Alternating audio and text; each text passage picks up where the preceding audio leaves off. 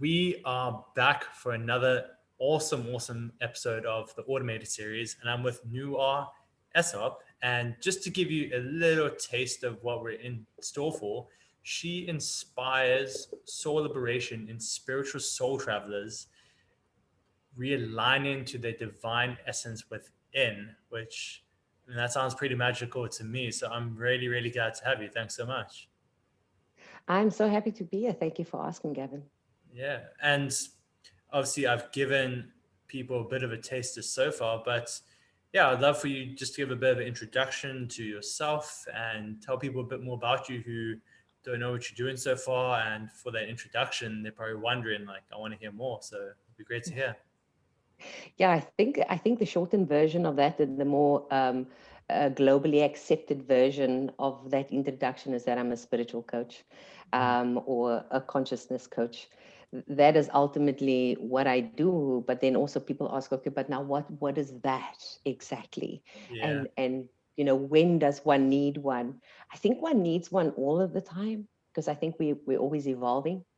And because people are always evolving, there are always questions. So my entire aim and my mission in life is to help humanity evolve in their consciousness and raise their consciousness, Mm, um, because I believe that that's the path of evolution. I believe that that's the path of growth, mm, and it is also the path of more. mm, Everybody is searching for the next more. I think the problem that we all have is that we are searching for more in a robust, hustling type of way. And mm, I'm saying there's a far easier way. There's a way of flow. There's a way of ease. mm, And that's through your consciousness and your spirituality. It answers the question of who am I? It answers the question of, what is the meaning of all of this? It answers the question of what's my role in all of this.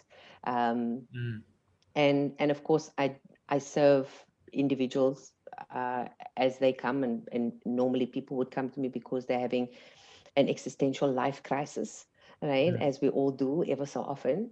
But I also, because I have an entrepreneurial background and business coaching background, and been consulting for entrepreneurs for many years, mm, I have a large portion of my clientels actually entrepreneurs who wants to you know tap into their truth in order to bring that into the world. So a lot of coaches and healers and change makers generally come to me to find um, their next level of truth and their next version. So mm. yeah. No, that's powerful. So is it almost like entrepreneurs who kind of are feeling like they're not sure about themselves anymore? They're not sure they're right, their next kind of move. They maybe feel they've lost themselves a little bit. Is it kind of fall into those categories? Absolutely. And I think, one of the descriptions I normally give is that I will categorically say, and I'm never afraid to say this, that I despise the word hustle, because Mm, hustle means that you need to push. Hustle means that you are working exceptionally hard all the damn time, and mm, normally also probably pulling the wool over a few people's eyes. And the essence of hustling is to make things happen. It's quite a forceful kind of energy behind it, whereas I work with making things welcome, right? mm, What our minds can conjure up as a next level, as a next version, as a next offer, as a next price, to our next offer and invitation to the world in whatever business form we have, is if we're only using our minds, we are limited. But when we open ourselves up to on a soul level, mm, right, and really go in within what I call the sacred chamber, we are far more likely to get something that is more truly aligned to who we are than mm, trying to figure it out with our heads. So for me, it's a differentiator between, when am I wanting to make things happen versus when am I making things welcome. And I basically mm, help people transition and reconcile basically who they are and what they're doing, from making it happen, which is a forceful energy, to mm. making it welcome, which is a far more flowing energy. Yeah. Business doesn't need to be difficult. It doesn't need to be a struggle. It doesn't need to be hard work. Mm, In fact, I mean, you in Bali right now, you know how much I love Bali. I've made the most turnover in my business while sitting on a beach in Bali. yeah. And 5-6 figure months just sitting on the beach in Bali. yeah, and especially the point you mentioned about specifically entrepreneurs and hustle. I think it's also you get constant exposure of like what you should be doing, and then you get very much out of alignment of what actually feels good to you. You're like, oh, this is what everyone says you need to do, type of thing. Yeah. And the irony of that is that, the shoulds, the coulds, have to, must, are all clear linguistic signs that we are injecting our values, somebody else's values within ourselves. And what I mean by that is that we are comparing ourselves to someone outside of ourselves, which only ever makes us a second-rate version of that person rather than being a first-rate version of ourselves. So the greater reality for us is that, less comparing, right? And becoming truer and truer to our own truth. We're all here on a mission of some sorts. We're all using our businesses as some form of ministry in our own right, whether we want to believe in a higher presence or not, and by whatever name, we're all using it in that way, if we are aligned to our truth. And that for me is the important aspect. I think everybody, I always talk about money and abundance as well in the same aspect as well. Money cannot come if you are out of integrity, and therefore money cannot come if you are out of alignment. The greater you are in alignment, the more money flows to you, and in the most unexpected ways possible. Yeah. No, that's extremely powerful. And I think, like you said, many people, even in the spiritual space, already coaching can kind of get lost in that hustle and bustle of what you should, what you shouldn't. If they're not quite, if they haven't done it before, or if they're just starting off, like some people watching this might be in that situation of like they're just starting and they're hearing all these different things coming from different directions. And then you get overwhelmed and you feel very out of it very quickly. So something you mentioned, which caught my ear, which was really interesting, is you mentioned also a strong focus in the business coaching. So which kind of came first? Like, how did you actually get into that kind of just as starters? I was a bit of a dense teenager. At the age of 16, I was asking, why am I here? Right? Yeah. What? And I was talking about Earth, Yeah. and in this existence. So, but I went through the motions. I finished school very early. I went into corporate. I did the whole, that shebang thing. And then I got into training and development, and I ran my own business. I'm an entrepreneur now for 16 years. Right? And I've always done business courses, business training, and all of those type of things. I am a qualified neurolinguistic programming practitioner, master practitioner, and trainer. So I train up other practitioners and master practitioners. And that has always given me the greatest part of the business element as well. So I first started out, doing NLP training, and then I started helping my students who became coaches, helping them start their businesses. So it was a natural progression for me. And because I started doing online work quite a number of years ago before COVID actually came, so for me, this is all normal, right? I started helping people to understand the online world and what it means to have your branding in place, your messaging on point, to be able to have your your messaging right, your content. One of my favorite things in the world to help people with is to create conscious content, to speak a truth that inspires someone else to reach out to you. And then, of course, a little bit of automations, because for me, when people start off, automation is not the first thing that they're going to be thinking of, right? And so there are back ways and budget ways of starting an automation that is going to help you and serve you in your business moving forward. So for me, I've actually created a wheel of conscious business, which is a 12-step wheel that I used to teach, and I no longer actually teach it.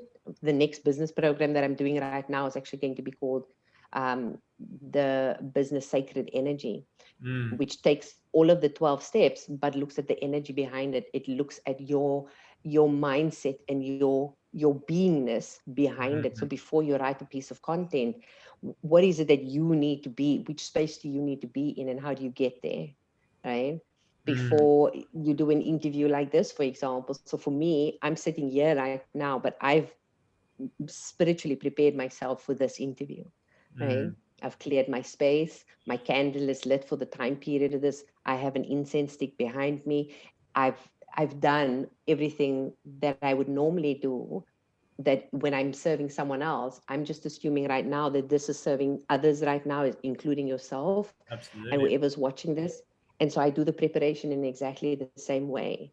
I have no expectation of what comes out of this, because that's not my job.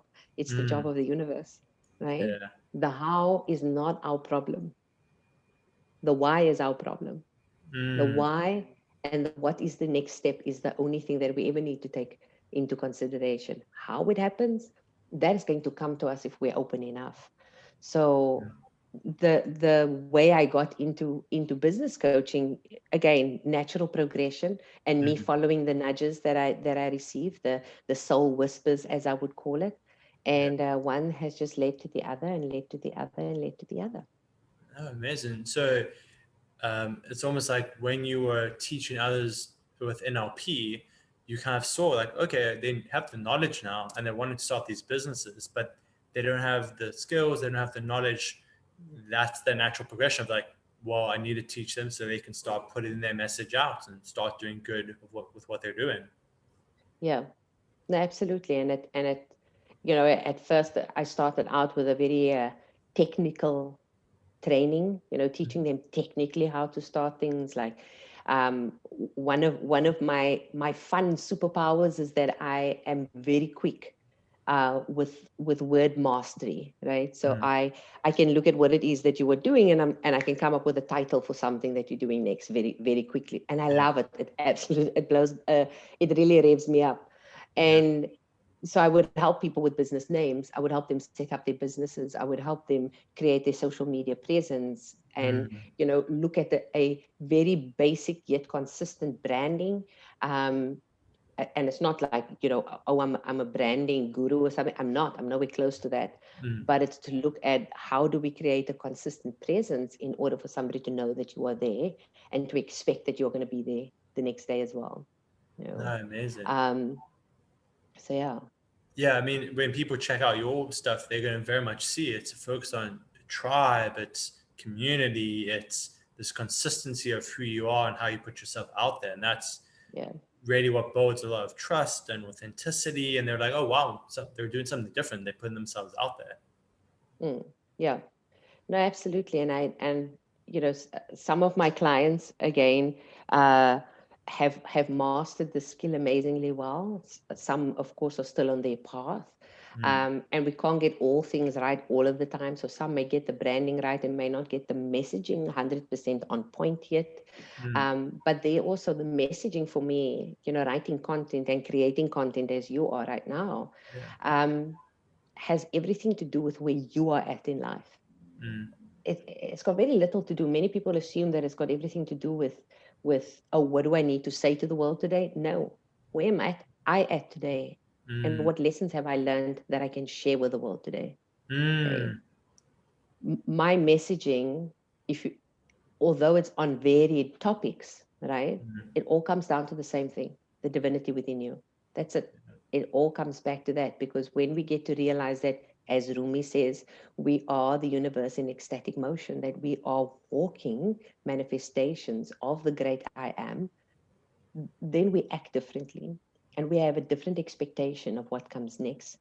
We are able to see a bigger vision. Our vision now no longer becomes about the next day. Our vision becomes astronomical. And so our reach becomes far more our energy in and of itself, our actual auric fields expands to meet that vision, even though logically we don't know how we're going to get there, but it does give us something to strive towards. And so it gives us bigger leaps that we get to take. And so evolution just, it speeds up, really. Yeah. And it all starts, if I interpreted what you said correctly, is knowing why you're doing what you're doing and being really in alignment, because that's where everything's going to spur from. Absolutely. Absolutely spot on. I think alignment is key. Yeah, I think there's a brilliant kind of insight in there when you said you're working with the the NLP students because you were teaching them, and you're like, they're not quite getting this. It's for other people potentially working in the coaching space already and working with others. It's what potential are you seeing after you've taught people? What's the next roadblock for them? What's kind of keeping them back a little bit? And that could be your next kind of directional path almost. Yeah, it's manifold because different people are going to be in different places, right?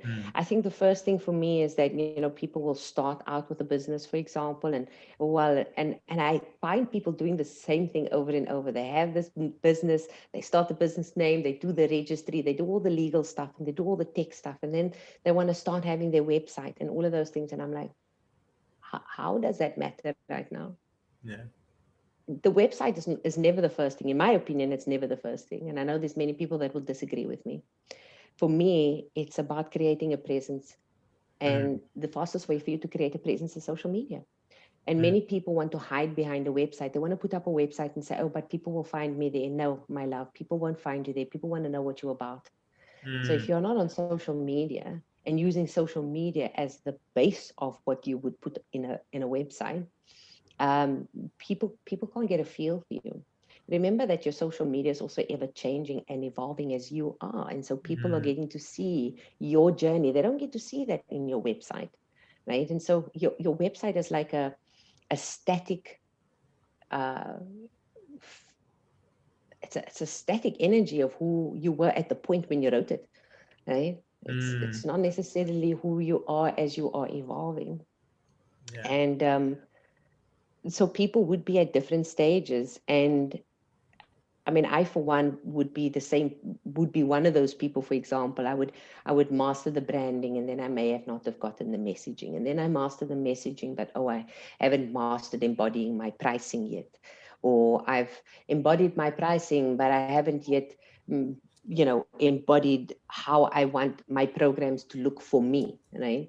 Because there also is a different thing. We often want to put out programs and invitations as a business, as an entrepreneur, and assume that we need to only do it for the sake of our clients or our future clients, when in reality, actually, what we're supposed to be doing is what works for you, because this is your business. You're the driver behind it. If you're about to put out a 6-month program because you assume 6 months is the right time and that's what the right, it matches your pricing, it's BS. It's BS if 4 months is your physical and energetic capacity. So it shouldn't be 6 months. You're going to be bored out of your mind in month 5 and 6, right? Yeah. And like so you I said, teach people about I teach people about the energetic capacity. Like, how many people do you feel you want to work with? How many people and how long do you want to work with them? What have you tested? And because there's also the other thing, it's not just all woo-woo, it's a test and measure as well. Right? I recently put out beginning of the year, I did a 6-week program, which was called The Sacred Journey Within. Yeah. And it was a beautiful program and was just enough time. Right? Anything over that, I would have probably felt, particularly for the price point that it was at, I would have felt resentment. Yeah. And where we overgiving and undercharging, right? Yeah. We need to be mindful of that because we create resentment. And then again, that resentment is what blocks our income coming from to us. Yeah, it's because, and this is such a big theme that a few people I've spoken with have said, is they were charging too little at the start, or they were always given for free. And your time is energy, your time is valuable, and your mental energy is valuable. And if that starts just kind of being undervalued, you're going to be burnt out. People are going to be able to tell when you're not fully present. And like you said, if it had been just that bit more, you wouldn't have been giving people 100% of what you can give. Yeah. And I think, it's such an important thing that you're saying there now, Gavin, because when we are not fully present with our clients, it's not just them, the clients that's losing out, it's us as well. Right? Because whenever we are working with a client in whatever type of business we have, we are growing as well. If our clients are evolving, we too are evolving at the same time. We Yeah. may be evolving on a different topic, maybe in our lives, or different area, or maybe even a different level, but we are at the same time. Our clients are always going to be a mirror reflection for us, right? So if we are not fully present, our clients can't be fully present either, because we are leading the energy within the space, right? So I, for example, have a group called the Sacred Collective. It's on Facebook, and it's not a big group. I think we have 500 and odd people in the group. I'm not interested in the numbers, right? I'm interested in how many people am I getting to serve? How many people am I getting to reach that are thinking slightly differently, right?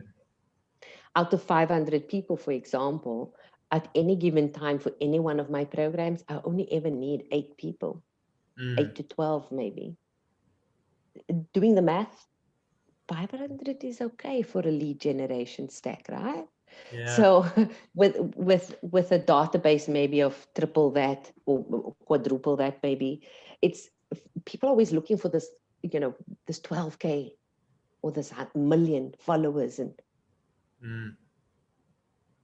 you can make a sizable and sustainable living by just the numbers that you have already. Yeah. Right? The number of followers. It's about what you're doing with that, right? And that for me becomes important, that people recognize that. And it sounds like, as you were saying, even if you had 10,000 people in the group or 5,000 people in the group, it would be too many people anyway for you to be able to be fully there. You'd be overextending yourself very quickly. Yeah. And there's something that I do every 3 to 4 months. I go into the group and I literally go one by one through each member.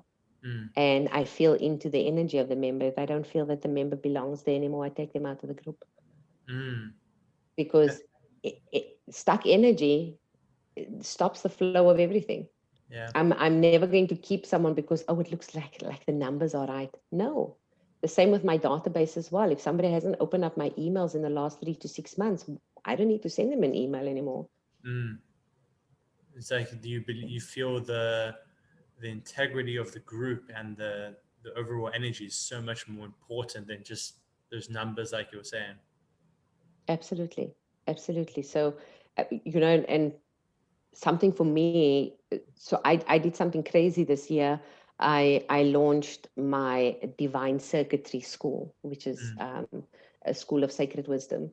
And it's a vision that I had 15 years ago, and I finally did this thing. And there are 4 categories in there. And the very first category is called the incubation category of learning. And that's all my free learning, because in my Facebook group, for example, the Sacred Collective, I teach every Tuesday without fail, right? I don't ask for anything in return. I don't, there's no entrance, there's no give me this back, there's none of that. I just, every Tuesday without fail. I totally enjoy it. I absolutely love it. Another thing that is also in the incubation is that I do a free series, masterclass series for at least 3 days, at least every second month. And when I do that, the only exchange that I'm asking for there is to sign up, right? So, okay, so that's one form of lead generation.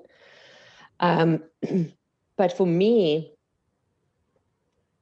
I now know that because I do all of those things for free without asking for anything in return, that it's my way of giving. So when somebody comes and asks me to extend myself, I don't need to. I don't feel like, oh, maybe I should give. No, I don't. I have my place where I give. So let's use different words in this. A charity comes to you and says, oh, can I ask you to contribute to this charity? And your response might be, thanks, I would love to, but I already have my chosen charities, right? Which is in my case. Somebody be asking me basically to do something for free, which is a charity question. I already have my charity. I will take that question though, and I will answer it in the bigger group, because I believe that it would serve more people, right? And I also know that the whole concept of me giving in one place inspires the universe to give back to me. And so I'm not looking for it. I'm not waiting for it. I just know that it's happening. I absolutely know that it's happening. Yeah, absolutely. I think something a lot of people might be wondering, who maybe want to start being able to give and help in various ways online, is how do you decide, like, what's inspiring you to kind of, this is what I'm going to teach this week, or, oh, this is something I feel like I need to put out. How do you kind of follow that in a decisions? Again, largely my intuition, right? Um, if after my meditations I have something that popped up, I may just explore that within myself. I journal a lot, probably every day, and when I discover something within myself that I've been journaling on, that I have just been doing the inner work on, I know that my audience is a reflection of who I am. On some level. So I'm probably going to be sharing a piece of content on that specific topic, right? Um, Other than that, I do well with responding, not always initiating. So even when I'm journaling and I write content about that afterwards, or speak on that, or teach on that, I'm responding to what I went through, right? But I also respond well to people asking me questions. So Yeah. right now, you asking me questions, and I'm in my element because I'm a responder, Yeah. right? I ask from time to time on my group, I give them 2 topics and I say, I take a poll and I say, tell me which one you want to hear first, right? Um, I also get a bit slightly more strategic from time to time, where I know, like for now, I know that I'm going into moving away from kind of generalized spiritual teachings for the time being, and I'm moving into entrepreneurial spiritual teaching for the next few months. So from next week onwards, for example, from Monday, all I'll be talking about is conscious entrepreneurship, Yeah. right? And the entrepreneur, him or herself. So because I know that that's where I'm going. Yeah. But like you said though, it's, you're sharing your own journey. It's like you're doing your own inner work, you're doing your own thinkings and taking time for yourself. And like, oh wow, if this is something I'm working on and it's helping me, someone else is probably experiencing that as well, that can benefit from this. Yeah. Yeah. And it's not a case of, and I invite your viewers to go and look at my content. It's not about airing your dirty laundry or ranting on social media, from a content perspective. I'm very mindful of that. I'm almost exceptionally careful about that. Not that I don't want anyone to know, but because I think that the world already has enough negativity going on in it. And I don't like to point out to people what is wrong in their lives. I want to point out to people that this is what is possible, but this is how to get there, right? And Yeah. this is what you may need to give up in order to get there. I want to leave people, you know, thought provoking. I want to leave them thinking, and I want to leave them feeling like after they've read something that I've written or said or heard, um, that they feel shifted, that they feel like, holy shit, I need to actually go back and go and sit and like, where is that in my life, right? Um, and that for me is important. I believe vulnerability is important as a business owner, particularly in a conscious business. I don't believe that we are here to be telling people what the hell they need to be doing, without us telling our own experience, and our own experience needs to be the most truthful that it possibly can be, right? Um, I think the world has had enough of inauthenticity, and it's now looking for people are aligning more to those who are authentic. And I'm finding that people are aligning more um, to authentic voices um, that is, kind of spiced with with a centered presence. I don't want to call it humility, because humility sometimes gets misconstrued as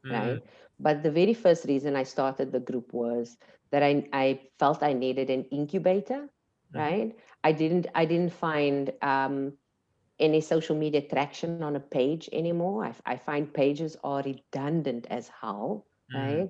Um, I am on Instagram, for example, but I'm not yet comfortable in doing um, reels or stories or IGTV or any of those. I have done them from time to time, but they're just not my comfort space, which is probably the reason I should be doing it. But I find that with me starting the group, it gave me an opportunity to not just give, but to showcase, right? There was people who don't get to see what it is that I'm capable of helping them with, get to see that in the group. And in so doing also are being helped by it.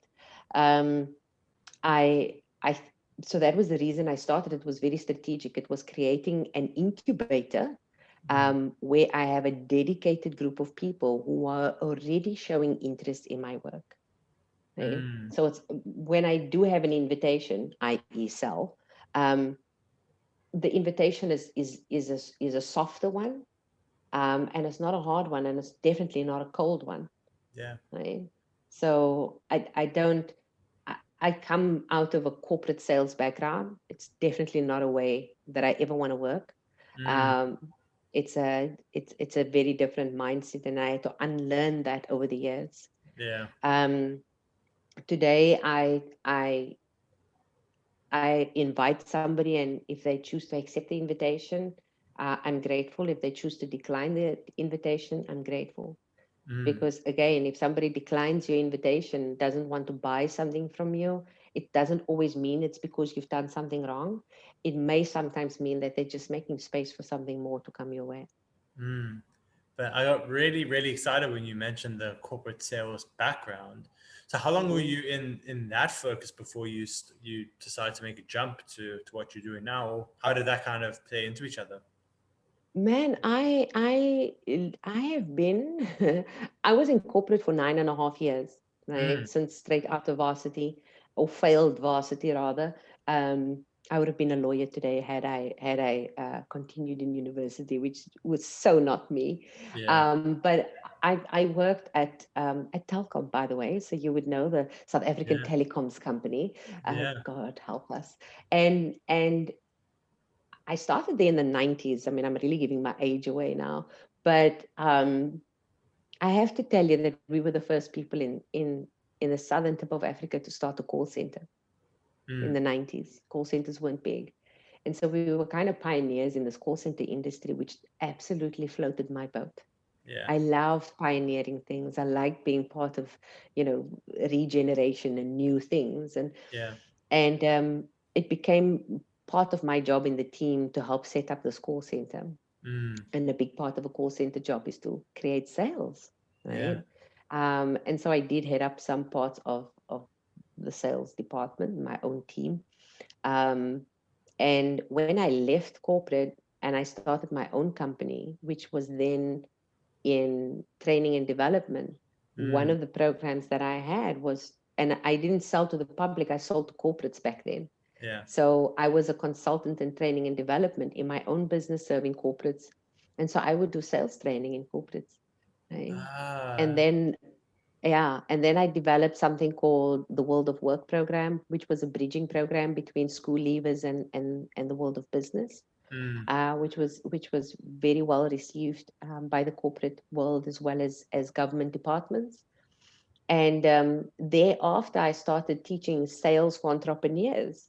And then my sales teaching started to evolve, right? I remember doing a program, and I think it's somewhere on some of the socials here, that I did a program called Selling is Love, right? And it was a beautiful program for some people who would want to get it, and I mean to fully get it. Yeah. And if I look back and I look at all the results of the previous way versus the current way, I have far greater results now than I did. If we want to look at a test and measure for that matter, right? Because measurement is important. If I look at the measurement, I have far greater success in my non-pushing, non-salesy, open-hearted invitation with aligned offers than I did trying to shove something that I don't even believe in down somebody's throat. Yeah. And it's unethical. Yeah.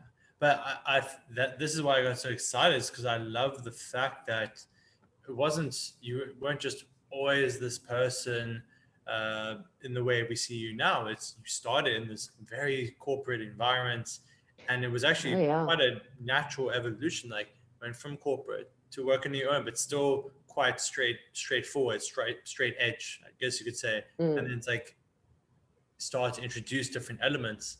Like, other people I've spoken to had sometimes kind of turning points, like something bad happened, or they got downsized, or something traumatic happened in the experience, and that's what put them down the route. But yours was like an evolution of, okay, this isn't working for me anymore, do this, okay, something else is coming out of this. I think that's a really, really good insight for people to know. It's like, it doesn't have to be this is what I do. It could be a journey, a quite long journey even. And it should be a journey as far as I'm concerned, because that's one of the ways that we're going to enjoy it so much, right? Yeah. And I think also, just, on what you're saying, I had both. I had a natural evolution, as well as, the shit eating the fan in my life in several areas. Yeah. When I left my corporate job, technically speaking, I was retrenched, although I asked to be retrenched, right? Yeah. I took the severance package at the time when there was downsizing happening, and I volunteered for downsizing. Yeah. I volunteered at the age of 27 because I believe that there was nothing more for me to do. There was no change that I could further create. There's no, right? So I felt that my tenure was done. But through my own life, I have had the most tumultuous times. I don't know if you watched my TEDx talk. I did a TEDx in 2013, where, and even that also, the TEDx, the person who did that TEDx, even though it's me, is no longer who I am. So it's a very strange thing sometimes to go and look at it and see, like, okay, the content is still valuable, I believe, for many people. But I mean, I've had tumultuous times in my personal life, in my family life, but the one thing that I keep on coming back to always, and it's the primary aspect of my teaching, is nothing is ever happening to you without a reason and lesson. So I help people discover the lesson. I help people discover what the gift is in their challenges, or their perceived challenges, so that it can be used for their evolution and their growth. Right? Because if we don't get it, if we don't see the lesson, if we don't get the gift, we're just going to have it repeat at some point later. So it becomes extremely important for any one human being to be able to understand duality, to understand the way the universe works, to understand universal laws, and not just the law of attraction. Good Lord, there are so many other laws, people. People want to latch onto what it is that there's the law of polarity, the law of reciprocity. There's so many beautiful laws of the universe. And these teachings, I mean, I've been a student with Dr. John Demartini since, I think, 13 years now. And I mean, this is the bulk of his teachings. I'm a Demartini method facilitator as well with him. And I never stopped learning. I never stopped studying. And I'm not afraid to invest in my learning. I'm not afraid to invest in my coaching. So I always have a coach. Like right now, I have a coach. And it's just life's progression. Yeah, I think, that's one thing which really jumped out to me is, so you said you did have these, you never stopped learning, you have your own mentors, you have had these experiences that have those experiences changed your direction of they come and you're like, oh wow, this is making me think about things again. What direction do I want to go in? I think some of it has changed the direction, but most of it or the bigger part of the lessons for me is it brought me truer and truer to who I am. And so for me, when something happens, I always look at, so I'm in partnership with the universe, right? You in partnership with the universe. Technically, we in partnership with each other because we are both the universe, right? And for me, that big reality is that if I'm in partnership, then I'm co-creating at some point. On a soul level, I've invited this lesson in this challenge, right? And I need to do my little investigative journalism on myself to understand what is the lesson here, what is the message for me, and how do I use it, right? So a large portion for me was I kept on looking at what those lessons were in order to help me become truer of me, the truer version of me. And the more that happened, the more I let go of layers of myself. So it wasn't as if I took on more. I actually became less. I started derobing, as I call it, the falsehoods of who I thought I was. You know, the things that I perceived that I needed to be to make other people like me, or for other people to, you know, want to do business with me, or other people to love me, or whatever the other people thing is, right? And the more and more I did that, the truer I became to me, the deeper I went within my own soul, right? The easier it was for me to go out in the world and go and share that. You see, the more layers we have of falsehood, right? And we don't always know that we have the falsehood. The more layers we have of that falsehood, the more difficult we'll find it to share a message out there. We're always going to be wondering, is it the right message? Is it the truer you become, you don't give two hoots whether it's the right message or not. You just know that this is the message that I need to put out today, and boom. I had that experience today. I shared a post today about, you know, we'd be wise not to be looking for the dirt on someone else, but rather to dig for the gold within them, right? And I basically did this post about, we all have a sordid past, right? We all have a past that was either shady or immoral by someone else's standards, right? But our evolution has basically created that we've moved on.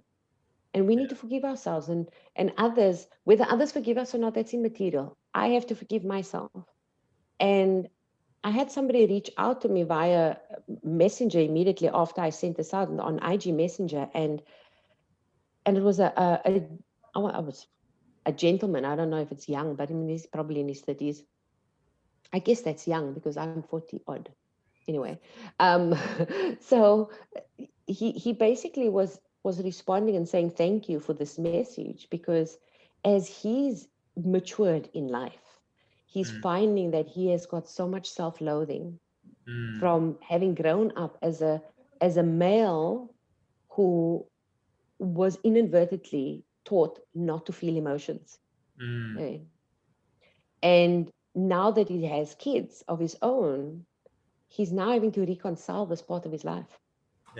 And I find that, I mean, if this guy was in business, and I don't know, but that would have an impact on his business, because the self-loathing pops up as I'm unworthy, and so you won't always be charging what your worth is,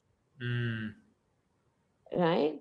And you won't be able to accept that people like and love your content enough or your programs enough, because you wouldn't be feeling worthy of that. Yeah, my business coach, a New Zealand guy named 𝗦𝗶𝗶𝗀𝗀𝗀, he always says you don't have. I don't know if it's originally from him. He might have mentioned it's from someone else, but you don't have business problems. You have personal problems. So it's as you were discussing with the person reaching out to you. It's, if you have self-loathing, if you don't see value in yourself, that's going to reflect in every way that people take advantage of you. Don't charge what you feel is actually feels good to you. You have resentments. All of those things just build on. Absolutely. You know, it warms my heart and it makes me so excited for the future, that more and more coaches, healers, practitioners out there are helping particularly entrepreneurs to understand that their business and their life are not separate. Okay? Because for far too long, that's the way the world operated.